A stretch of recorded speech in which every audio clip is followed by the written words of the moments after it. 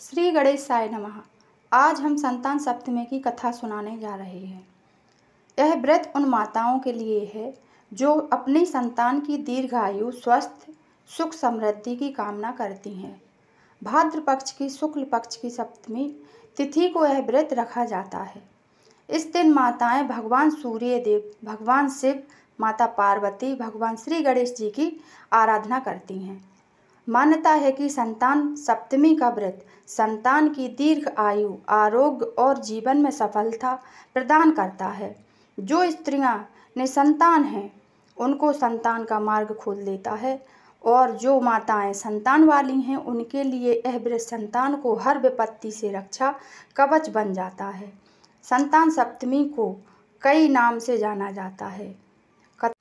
संतान सप्तमी की कथा।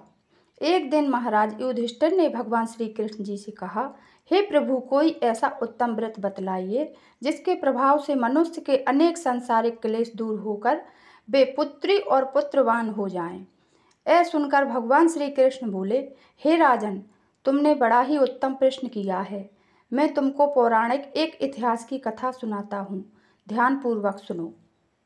एक समय लोमस ऋषि ब्रजराज की मथुरापुरी में वसुदेव देवकी के घर गए। ऋषिराज को आया हुआ देखकर दोनों बहुत खुश हुए तथा उनके उत्तम आसन पर बैठाकर उनका अनेक प्रकार से वंदन और सत्कार किया। फिर मुनि के चरणोदक से अपने घर और शरीर को पवित्र किया। वह प्रसन्न होकर उनको कथा सुनाने लगे। कथा के कहते लोमस ने कहा कि हे देवकी, दुष्टचारी पापी कंस से तुम्हारा कई पुत्र मार डाले हैं, जिसके कारण तुम्हारा मन दुखी है। इसी प्रकार राजा नहुस की पत्नी चंद्रमुखी भी दुखी कहा करती थी, लेकिन उसने संतान सप्तमी का व्रत विधि विधान से किया। ये सुनकर देवकी ने हाथ जोड़कर मुनि से कहा, हे ऋषिराज, कृपा करके रानी चंद्रमुखी का संपूर्ण वृत्तांत और इस व्रत का विस्तार सहित मुझे बतलाइए, जिससे मैं भी इस दुख से छुटकारा पाऊं। लोमस ऋषि ने कहा, हे देवकी, अयोध्या के राजा नहुस थे। उनकी पत्नी चंद्रमुखी बहुत सुंदर थी। उनके नगर में विष्णु गुप्त नामक का एक ब्राह्मण रहता था। उसकी पत्नी का नाम चंद्रमुखी था। वह भी बहुत सुंदर थी। रानी और ब्राह्मणी में बहुत प्रेम था। एक दिन वो दोनों सरयू नदी में स्नान करने के लिए गईं।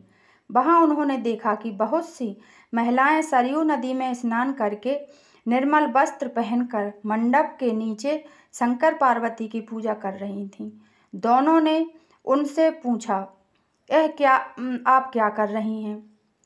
तब उन्होंने बताया कि यह हम संतान सप्तमी का व्रत कर रहे हैं। यह सुनकर रानी और ब्राह्मणी ने व्रत करने का संकल्प किया और वापस घर आईं। ब्राह्मणी ने नियम पूर्वक इस व्रत को करती रही, लेकिन रानी कभी व्रत करती कभी ना करती। कुछ समय बाद दोनों मर गईं और अगले जन्म में रानी को बंदरिया की योनि और ब्राह्मणी को मुर्गी का जन्म मिला।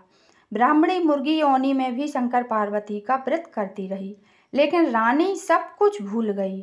थोड़े समय बाद दोनों ने देह त्याग दी। अब तीसरे जन्म में मनुष्य योनि मिली।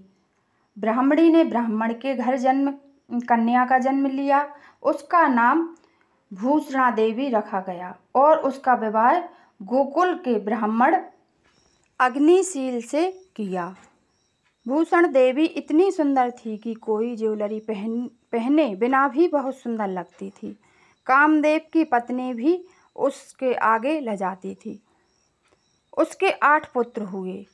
यह सब शिवजी के व्रत का पुनीत फल था। दूसरी ओर शिवजी की पूजा से विमुख रानी के कोई पुत्र नहीं था। वह निसंतान दुखी रहने लगी। रानी और ब्राह्मणी में जो प्यार पहले था वह अभी भी बना था। रानी जब वृद्ध अवस्था में थी तो उसके गूंगा बहरा अल्पायु वाला बेटा हुआ और कुछ समय बाद मर गया। अब तो रानी बहुत दुखी रहने लगी। अब रानी के मन में ब्राह्मणी के बेटे देखकर ईर्ष्या होने लगी। ब्राह्मणी ने रानी का संताप दूर करने के लिए अपने 8 पुत्रों को रानी के पास छोड़ दिया। रानी के पाप के वशीभूत होकर उसने ब्राह्मणी के बेटों को जहर खिला दिया, लेकिन बालकों को कुछ न हुआ। यह देखकर रानी ने इसका रहस्य जानना चाहा। रानी ने ब्राह्मणी को सारी बात बतलाई। रानी के ऐसे वचन सुनकर ब्राह्मणी ने कहा, सुनो, तुमको 3 जन्म का हाल कहती हूँ, ध्यान से सुनना। तब ब्राह्मणी ने रानी को चंद्रमुखी और भद्रमुखी से लेकर बंदरिया और मुर्गी की कहानी सुनाई और कहा कि मुझे लगता है कि तुम्हारे ऊपर जो भारी संकट है वो उसका कारण भगवान की पूजा से विमुख होना है। अगर तुम संतान सप्तमी का व्रत विधि पूर्वक करोगी तो तुम्हारे संकट दूर हो जाएंगे। भूषणा देवी के मुख से ये बातें सुनकर रानी को सभी याद आ गया और पश्चाताप करने लगी। उसने ब्राह्मणी के पैरों में गिरकर क्षमा मांगी और उस दिन से रानी ने नियम पूर्वक व्रत किया। इस व्रत के प्रभाव से रानी को संतान सुख मिला। तब भगवान ने कहा, हे देवकी, मैं तुमसे भी कहता हूँ कि तुम भी इस पुनीत व्रत को करो। बोलिए शंकर भगवान की जय, माता पार्वती मैया की जय, गणेश भगवान की जय, हर हर महादेव।